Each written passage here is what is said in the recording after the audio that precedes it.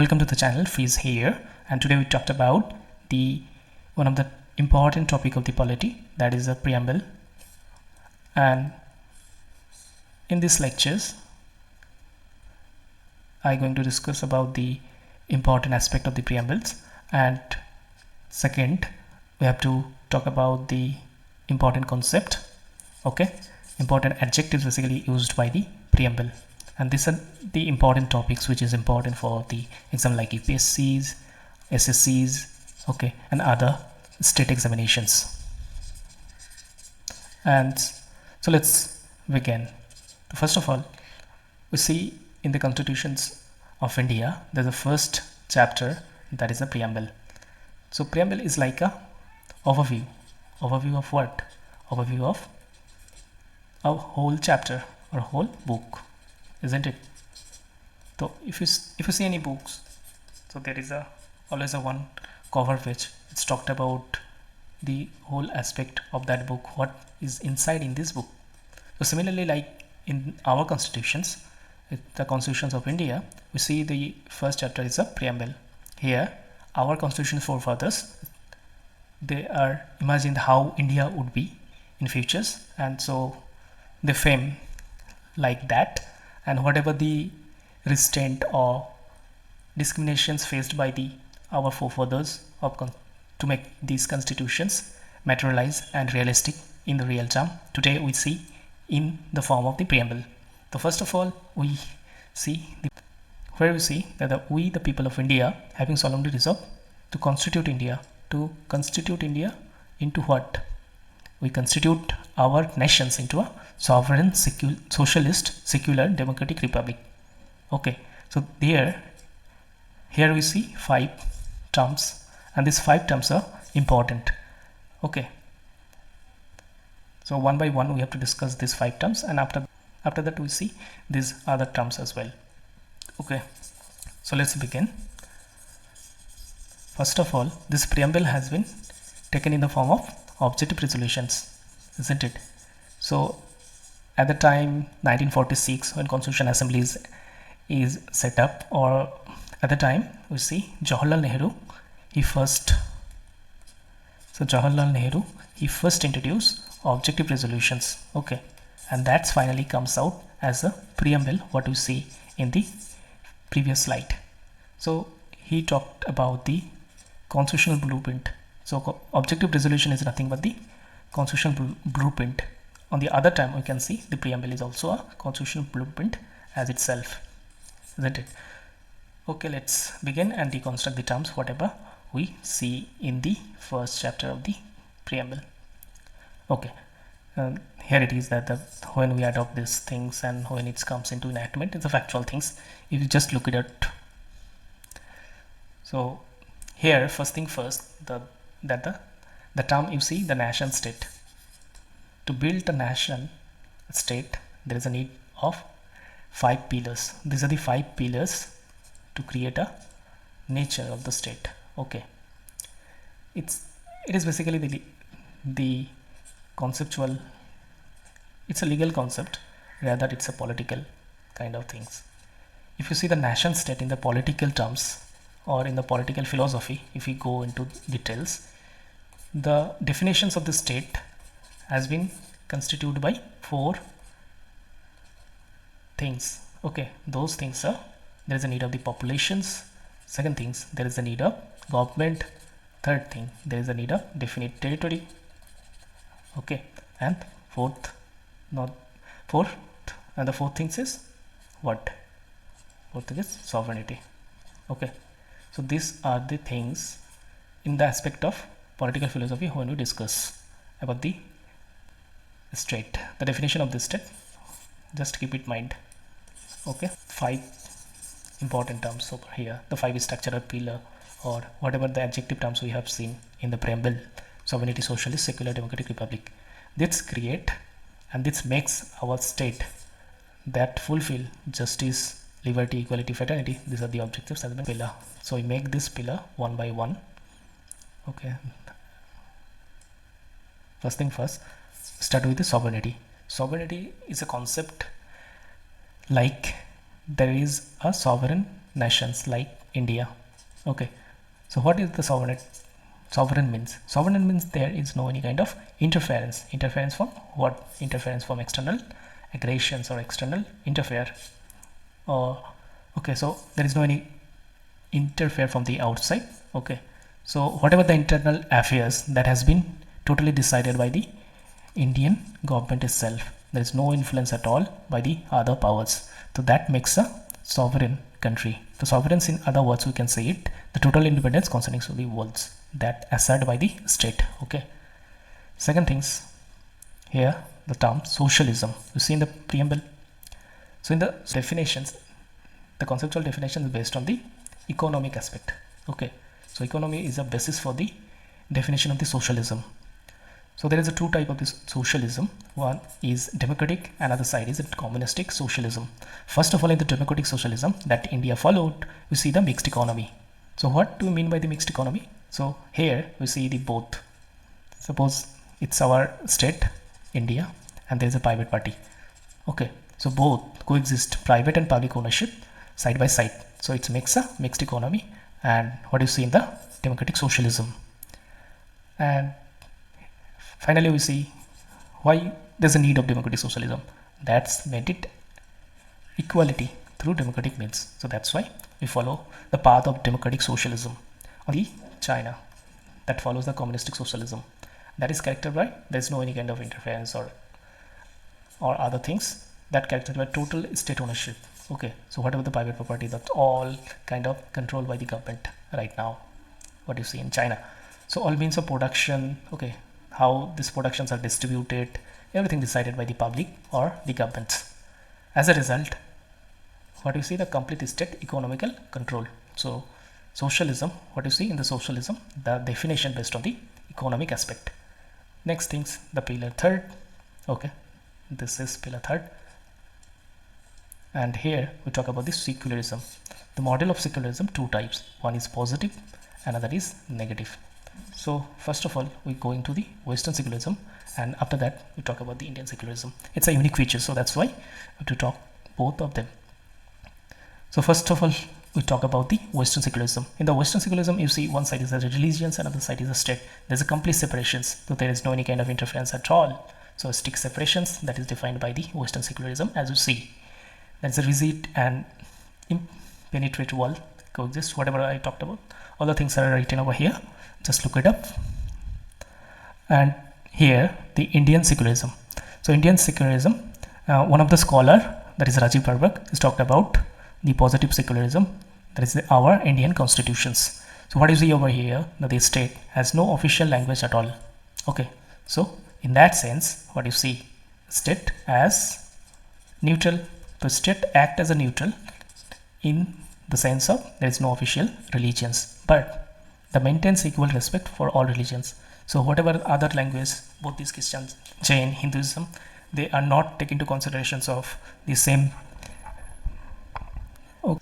Second things, the state retains right to intervene, stop the bad religious practices. So whenever there is any kind of religious practices that is not in terms of socials. Okay, for example, in Hinduism, what do you see? In Hinduism, we see the sati pratha, that is inhuman activity, and that we didn't take into considerations in our Indian secularism, so we dropped this one. Okay, similarly in the triple talaq in Muslims. Okay, triple talaq, all the things comes under secularism. So we see there's interference in the positive secularism. When we talk about the Western secularism, there is a different concept. There is no any kind of relation. So see. So now going to the fourth pillar. In the fourth pillar, they talked about the democratic taxonomy. The democratic taxonomy in the sense where democracy means there is a two type of democracy. One is indirect, another is direct democracy. So democracy, what do you see? First thing first, indirect means there is no any kind of direct relations. Direct relations about what? Direct relations about the common people and the state of, that's the head of the state. Okay, that is our president. There's no direct relations.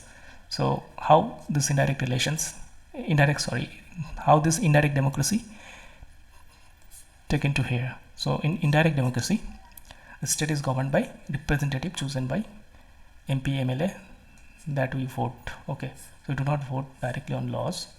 They MP, MLAs, they make laws. Okay, but in direct democracy, what you see, they also chance to make law. Okay, who? People also do to make a law. Okay, that you see in the initiative cases. So let's see one by one. This direct democracy we see in Switzerland or basically the Nordic countries. So first thing first, here the referendum. Suppose any law is come and that need binding of the public opinion. This is basically happen in the case of the environment kind of laws mostly. Okay, in initiative we see citizens also propose or suggest a new law. And third one, in recall, what you see, citizens pull back representations MP. Right to recall is one of the debate in a recent debate on the recall. There's a debate on the recalls, isn't it? So that if MP or MLA doesn't perform his duty, his or her duty, then there's a need of the remove that MPs or MLA, and that is the right to recall. This is one of the good concepts, isn't it? Next, the plebiscite. In the plebiscite, what you see, that is non-binding public opinion on a specific regional issue. Suppose there is some kind of questions arises that one of the example here, that Junagadh integrations. So we know Hyderabad, okay, that is Junagadh at the time. So we know at the time of the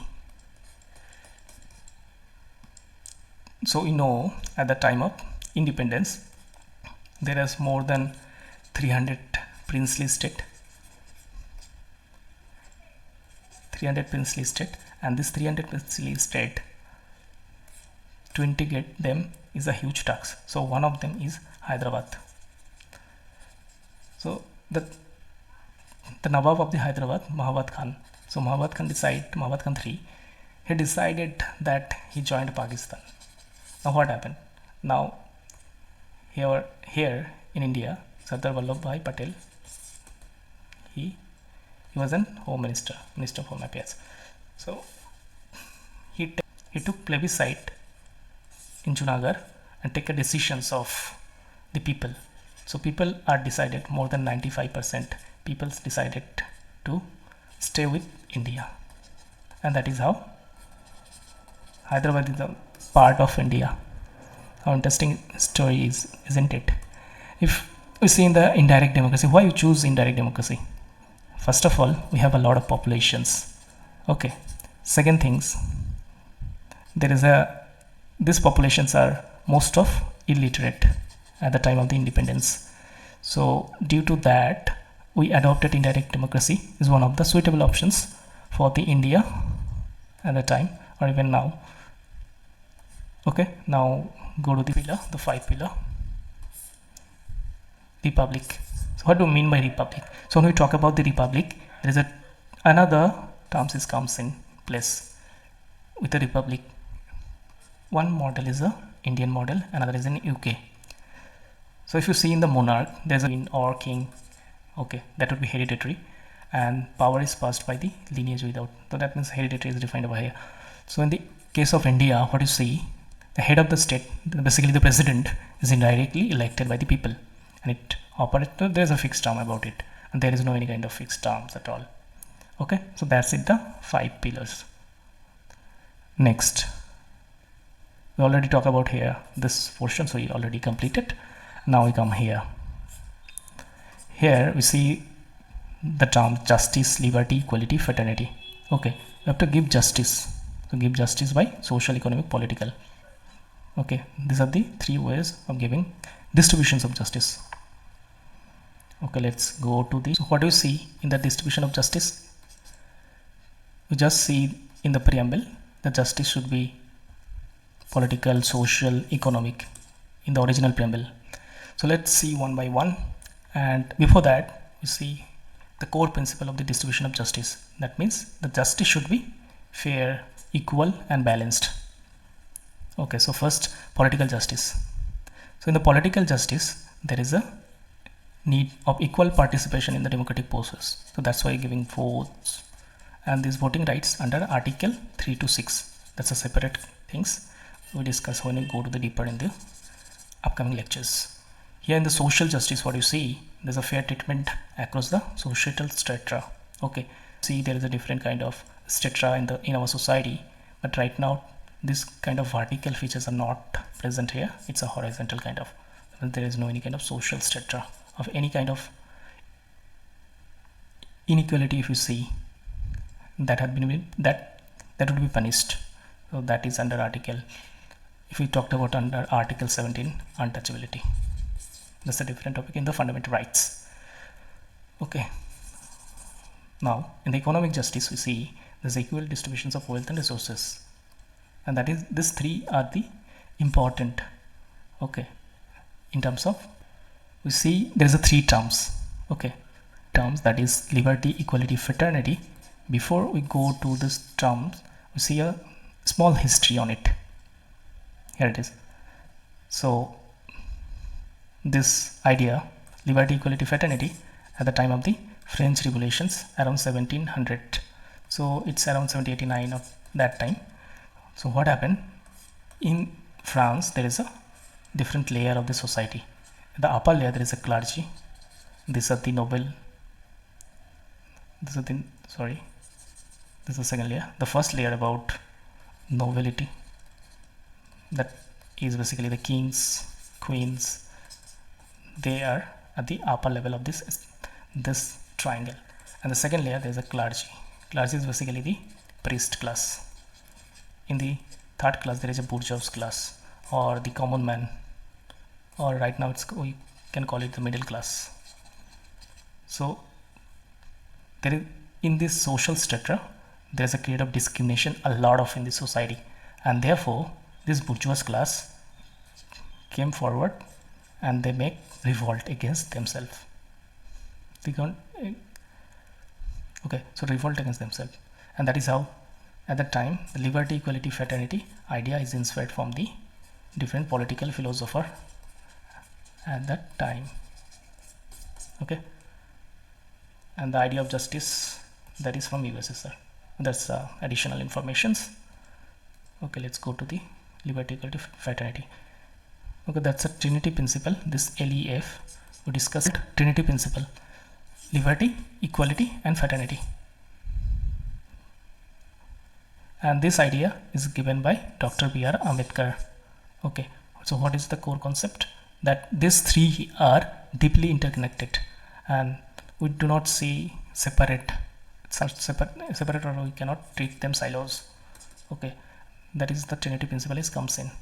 Basically this concept comes when Dr. B.R. Ambedkar talked about the political democracy.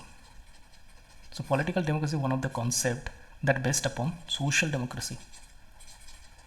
Okay, so in this social democracy means the way of life, and this way of life decide our political democracy, how we see the political things in a broader pictures. So in this way of life, that is consist of liberty, equality, fraternity. If three things are there, you made a good, we can create a good politicians, and that make a good law for the society. Okay, so that is the Trinity principle. Let's go to this liberty and equality. These two concepts are in the aspect of positive interventions and negative intervention. So in the positive, liberty means what, and positive equality means what? Suppose there is a school. Okay, so in the school, what do you see? There's a two student. This is A student, this is a B student. Now A student is rich. Okay, so easily get admissions over here, and B didn't get admission freely, so he need scholarship for that. Okay, so providing scholarship or economic help to getting into the school, and that made A and B equal, make them equal for competitive level. So make them competitive So that's why the affirmative actions are comes in. Oh, that's a different topic. Okay, so positive equality is giving scholarship to the marginally group to ensure equal chance of opportunity. That is a positive equality. And positive liberty in the sense that state proactively intervenes to protect freedom. Okay, and state, basically intervention of the state is important in both the cases. Here is also need of the state intervention. So when state intervention here, also in here, as a good or positive liberty comes in and positive equality comes in. In the negative liberty concept, you see there is no need of state intervention. That means what? There is a absolute absence of restraint driven by the Lockean view. John Locke, one of the political philosopher, he talked about there is no need to any kind of state intervention. The market is decide whatever we can do. So if state is interfere, it sees as a necessary evil. Suppose A, one of the persons, is doing startup. Okay, he doing startup, and whatever the hard working put by A itself. Okay, now the government interference means government take tax from A, and this tax is given to the B. So that's why the state sees as a necessary evil. That's a negative liberty. And in the negative equality means similar like that, there is no any kind of special privileged classes at all, and this is manifest legally as a strict doctrine of equality before law. Okay, that is in the, we see article 14 in the fundamental rights. That's gonna be our next lecture maybe. Okay, now we come to the fraternity. We already complete liberty, equality. Now fraternity. Okay, let's see. So fraternity, so how to create fraternity? Fraternity means the commonness. So how to create commonness? Because India we see as a huge country, to make them connect, so there is a different instrument to it. So few of them I'm discuss over here. The single citizens is one of them that eliminates that any kind of regional fragmentations. Okay, so single citizens, that we all are Indians. So the feeling of Indianness is also create a fraternity among ourselves, isn't it? So commonness, brotherhood, sisterhood, to guarantee the integrity and unity of our motherland, India. Now fundamental duties, there is this civic responsibility. Okay, that makes common harmony into the society, and that recommended in basically the fundamental rights recommended Sorensen committee.